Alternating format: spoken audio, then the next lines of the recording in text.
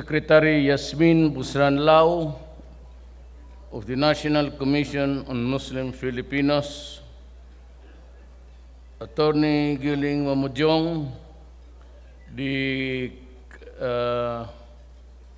will be the Secretary of TESDA. It is a cabinet position.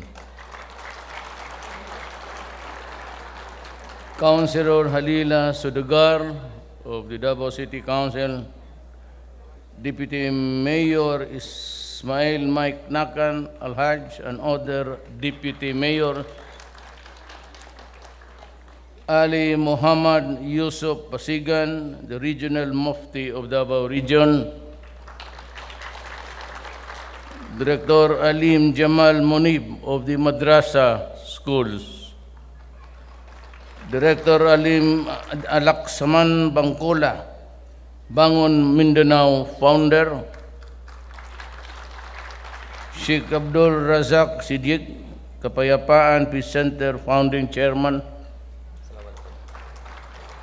my Muslim brothers and sisters, fellow workers in government, my beloved countrymen. You might be surprised that there are only about 3, 4, or 5 Muslims who would be occupying a cabinet position. Alam mo kasi, ganito yan. We are trying to do a framework.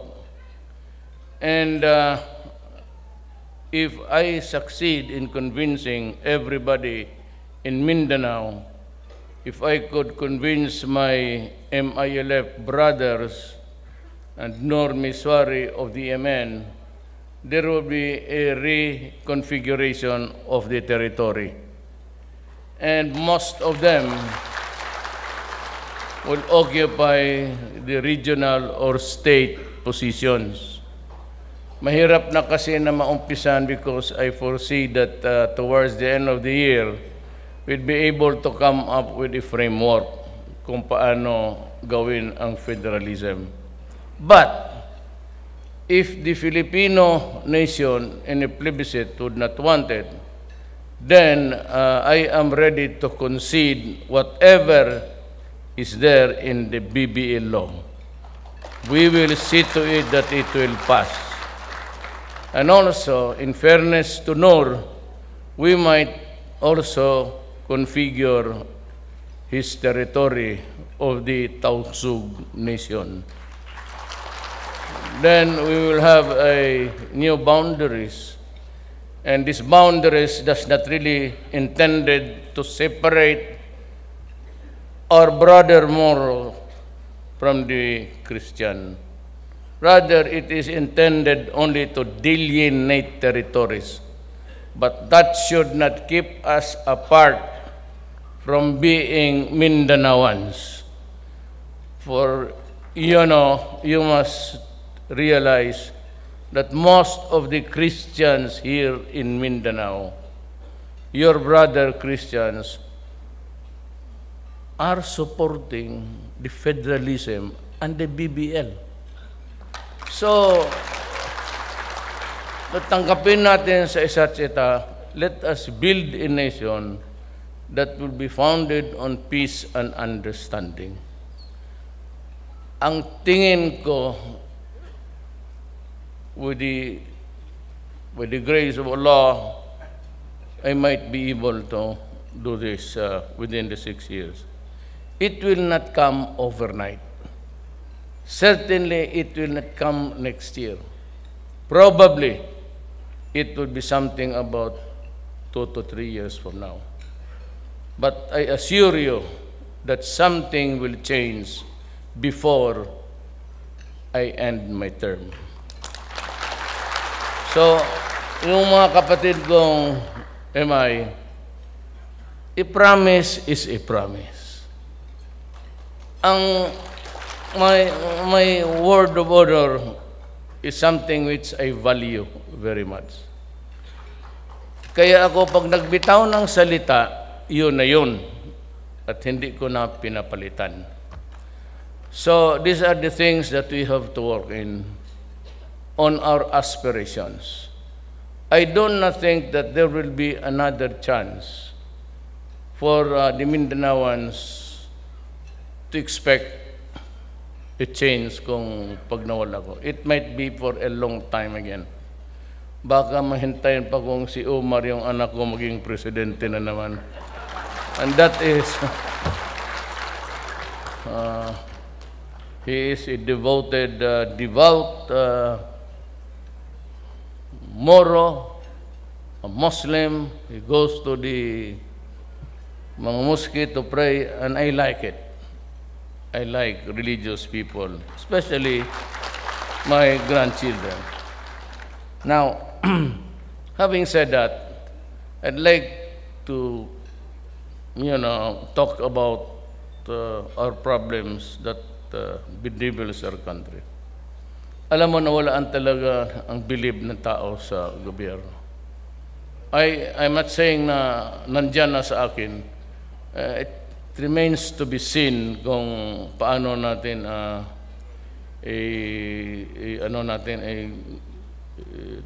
mabigyan ng lunas ang problema. May I ask everybody, I have the list. It includes police generals, nandoon yung mga municipal and city mayors, meron ring nandito sa Mindanao, may mga Maranao sa listahan, may mga Bisaya, marami, may Coratong Baliling hanggang ngayon. Ang napagtataka ako is Coratong Baliling sa Osamis. They've been in the pain in the ass ka nga sa Pilipino. Hindi na nahinto-hinto yung kalukuhan ng mga nag-retire na mga sundalo. Sa gobyerno, kung anong pinapasukan. Kidnapping, sa droga, sa lahat. Ang panahon hindi palabing ganon. There is God who will maybe punish you one of these days. Pero sa panahon ko, hindi ako Diyos. I'm just an ordinary mortal. I'm just a follower of Allah. But I take His cue.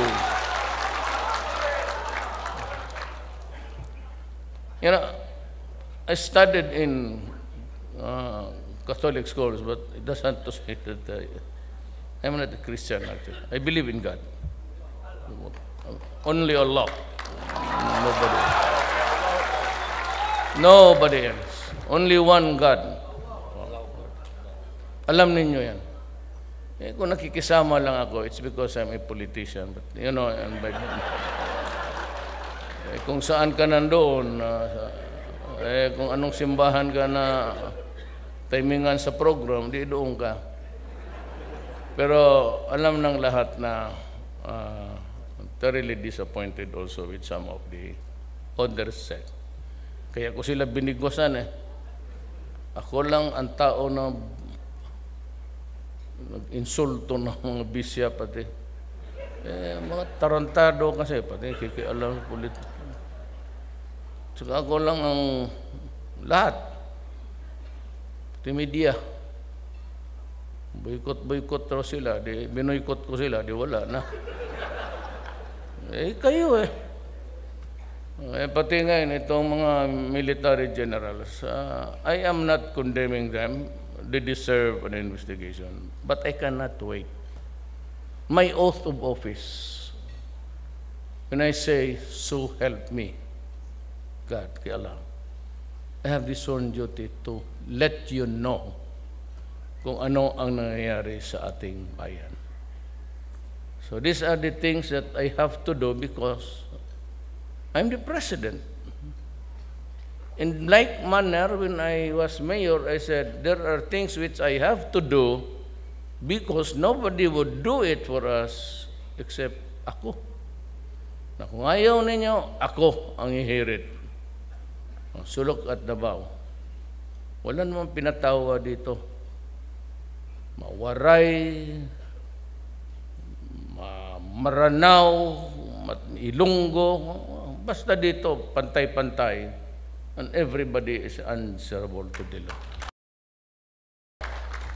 Do not do wrong to your fellow man, and you treat everybody equal.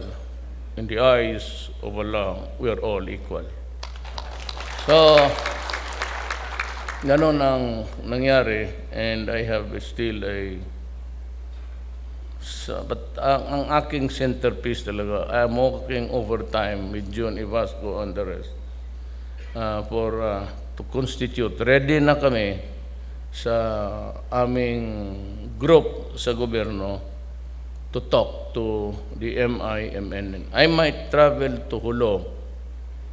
Huwag sana lang akong ikidnap ng Abu Sayyaf. Wala naman akong pera maibigay sa kanila. Diretso putol na lang para I have to go to Hulo to talk to Nur. And maybe I'll order the military to just let him just for a while, for him to move around Mindanao to get a consensus amongst the followers of MN. And we would be ready, simultaneous ang ating usapan sa MIN. But I said, I assure you, that if there is no federalism, kung ayaw talaga ng the rest of the country, well, then I said, what you give to the MI must be given to the MN. Kasi pareho lang. And hope that we can have peace in the land. Others, marami akong plano sa ating bayan, but I have to clean up. Andiyan si Jean and the others. Even before the campaign, I was always stressing, corruption must stop. Corruption must stop. At lahat yung mainibigay ng gobyerno para sa tao, kailangan dumating sa tao. Now, I would like you to know that sa Cotabato, sa ARM region, this is the highest incidence of hunger. So, dyan ako magbuhos ng lahat, tulong, pagkain, pati yung nutrition sa mga bata. Aawa ko sa mga bata. Because that is what the men on the ground, yung nagsusurvey, na the highest incidence is in Mindanao. And mas profound ang hunger dito sa ating banda, including Davao. So, ang ko muna is a national feeding program. Mabutit na lang, nandito itong mga left. Ang gobyerno ko kasi nandyan lahat. May mga left, mga komunista, may mga right, halo-halo para isang usapan lang. And this is as good as any other time, if I may just suggest to the Communist Party of the Philippines, the media, to refrain from, mga ambos-ambos pati patayan. Anyway, we are talking. Kita pinigyan na tayo ng a very good example ni Brother Murad na in spite of the non-passage of the BBL, walang gumalaw. And Nur is also just having a stand down somewhere in Hulo. Para muna natin itong pagkidnap-kidnap ng mga sundalo kasi wala naman silbi yan. So that we can talk properly without the rumblings of yung paghinakit. Kasi hindi naman maaari na ang military will just keep silent when all of their men are being kidnapped and killed while we are in the process of perfecting the wherewithals of how to proceed with the peace talks. Alam ho ninyo, we are a nation. We are all brothers and sisters by blood. About the only time nagkagulo itong bayan natin, kasi si Magellan pumunta dito in 1521, bringing with him Christianity. I have nothing against religion. Pero iniwan na sala ng gago ng religion na doon sa Espanya. Bakit ba dadala-dala dito, when, kagaya ng Mindanao, it was ahead by almost 100 years na Islam. Sila Lapu-Lapu, Muslim na nga. And you know, by force of arms, because there was gunpowder. Wala kasi ang kita, di Malay race tayo. Wala naman tayong mga gunpowder, mga kanyon, the cannons of the day. We were ignorant about that. So we were just, ngayon, over decades, by force, naging Christians yung mga Malay brothers ninyo, natin, doon sa Visayas. So it was a religion that was drummed down their throats. And how you know how the Spaniards are very cruel at the time. So let us take that as a footnote of our history to understand each other. Buti sana kung yung sa Visayas, mga Russian doon, o tayo dito Malaysia, ayan, patayan talaga. Hindi pwede yung ganon. For the fact that before the coming of religion, we were all natives of this, the sultanates of somehow, mga dato-dato, then because of colonialism. And that is what is happening in the Middle East. Ayaw lang mag-admita itong Britain pati Amerika. They forced their way to Iraq and killed Saddam. Look at Iraq now. Look what happened to Libya. Look what happened to Syria. Putat, nauubos ang tao doon, pati bata, binumbuman ng gasolina. Because of they were pushed to the wall for the failed promises. Kaya sabi ko, I am not including Abu Sayyaf dito sa criminality. You have never heard me say mga criminal. It is a different setup there because these are the guys who were driven to desperation. Wala na nga from north, alam ko yan, from north to the arm, there was no sufficient semblance of governance. And that is why they were pushed to the wall. Then they became radicalized. That's what happened in the Middle East.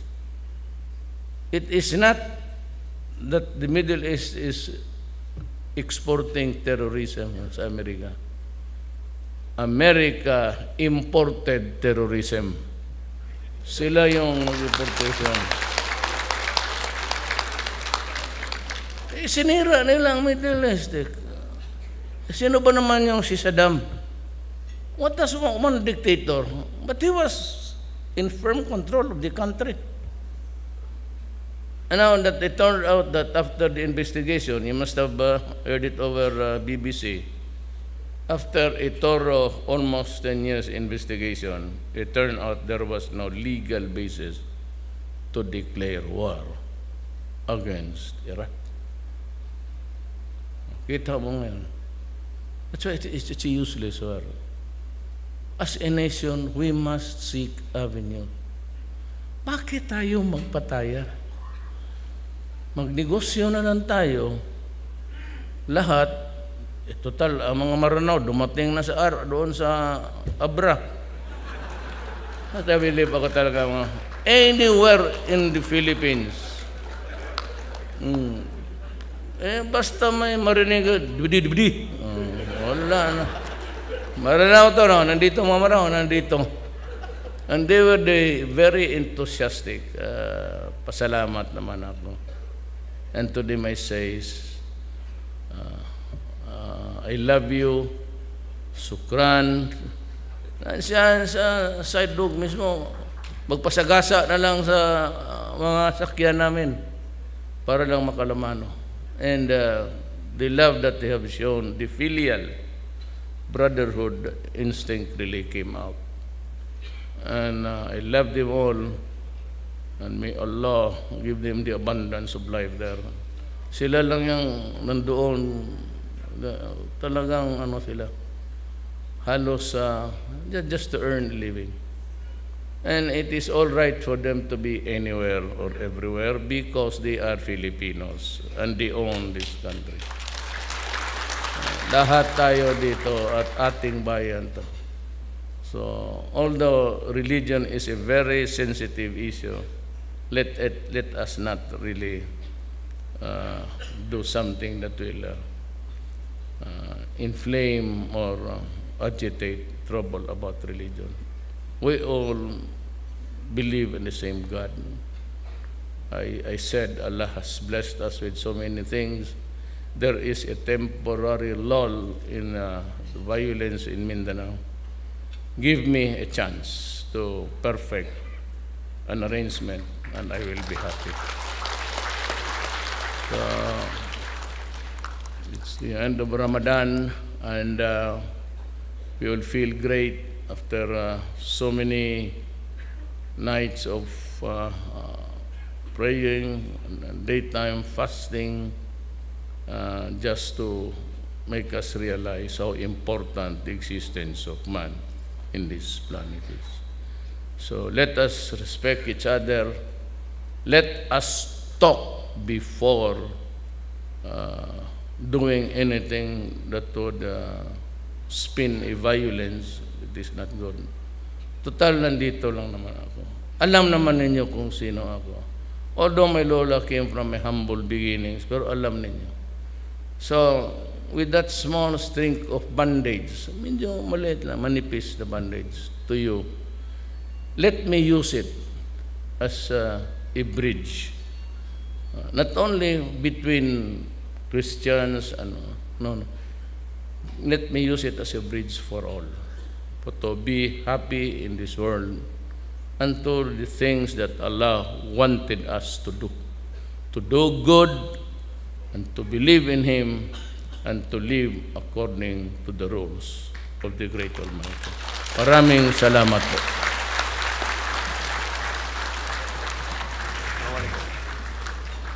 Thank you very much, Mr. President.